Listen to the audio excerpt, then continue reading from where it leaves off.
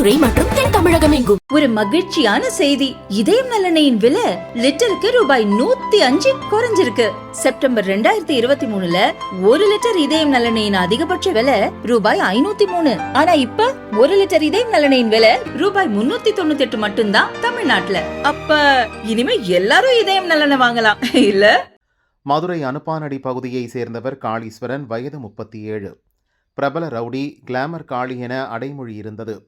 மதுரை மாநகராட்சி திமுக முன்னாள் மண்டல தலைவர் குருசாமியின் ஆதரவாளர். காளி மீது பல கொலை மற்றும் குற்ற வழக்குகள் பதிவாகி உள்ளது. நேற்று இரவு இவர் மதுரை தனக்கன்குளம் மொட்டமலை பகுதியில் 2வது மனைவி வீட்டில் இருந்துள்ளார். இரவு 10 மணிக்கு மேல் வெளியில் சென்றுவிட்டு வருவதாக கூறி சிறிது தூரம் வந்தபோது 3 பைக்கில் வந்த 4 பேர் கொண்ட கும்பல் காளியை சரமாரியாக வெட்டிவிட்டு தப்பி ஓடியது. கழுத்து, தலை உள்ளிட்ட இடங்களில் வெட்டு விழுந்து இரத்த வெள்ளத்தில் சம்பவ இடத்திலேயே காளி துடிதுடித்து இறந்தார்.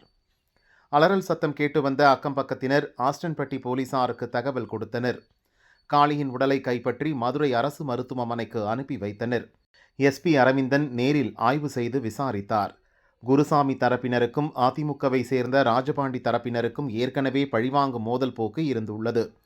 இதில் பழிக்கு பழியாக காளீஸ்வரன் கொலை செய்யப்பட்டு இருப்பது போலீசாரின் முதல்கட்ட விசாரணையில் தெரிய வந்துள்ளது. இதன் பின்னணியில் ராஜபாண்டியின் உறவினரான பிரபல ரவுடி வெள்ளைக்காளியின் பங்கு இருக்கலாம் என்ற கோணத்திலும் போலீசார் விசாரிக்கின்றனர். வெள்ளைக்காளி தற்போது சிறையில் உள்ளார். சமீபத்தில் பெங்களூருவில் VK குருசாமி மீது கொலைவெறி தாக்குதல் நடத்தப்பட்டுள்ளது. 20 நாட்களில் மதுரை மாநகர் எல்லைப் பகுதிகளில் போலீஸ் உட்பட 6 பேர் கொலை செய்யப்பட்டுள்ளது குறிப்பிடத்தக்கது.